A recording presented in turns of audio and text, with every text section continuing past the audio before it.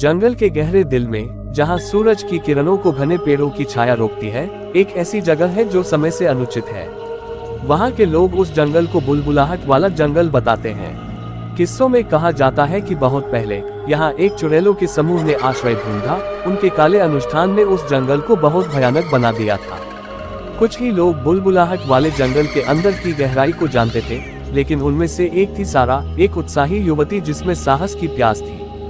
गांव वालों की चेतावनियों को नजरअंदाज करते हुए वह वन के आलोक में छुपे रहस्यों को खोलने के लिए निकल पड़ी। जैसे ही सारा छायादार जंगल की गहराई में पहुंची, हवा अनदेखी आंखों के दाब के साथ भारी हो गई, जो हर उसके कदमों के साथ उसकी हर हरकत को देख रही थी। देखते ही देखते पेड़ों की शाखाएं सारा को अपने आप में फंसाने के लिए आगे बढ़ रही थी। सारा डरने लगी, लेकिन वह आगे बढ़ती रही। वन की गहराई में रात एक काले कफन की तरह घेरा डाले हुई थी। जंगल में अजीब सरसराहट भरी हवा धीरे धीरे सुनाई दे रही थी। सारा का दिल धड़कने लगा। जब उसने वापस रास्ता ढूंढने का प्रयास किया, पेड़ उसकी आंखों के सामने बदलते और बदलते थे।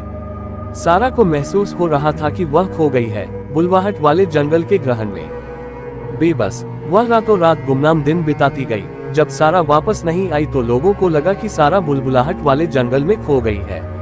सारा के खो जाने के बाद जंगल में लोगों की भीड़ उसे ढूंढने के लिए आई, लेकिन उनकी खोज में कोई सफलता नहीं मिली। एक दिन एक व्यक्ति ने जंगल में एक अजीब पुरानी कुटिया देखी। वह उसके पास गया और अंदर चला गया। उसे अंदर भयानक आवाजें आने लगी, वहां कुछ बुरा हो रहा था। उसने कुटिया में एक दरवाजा देखा।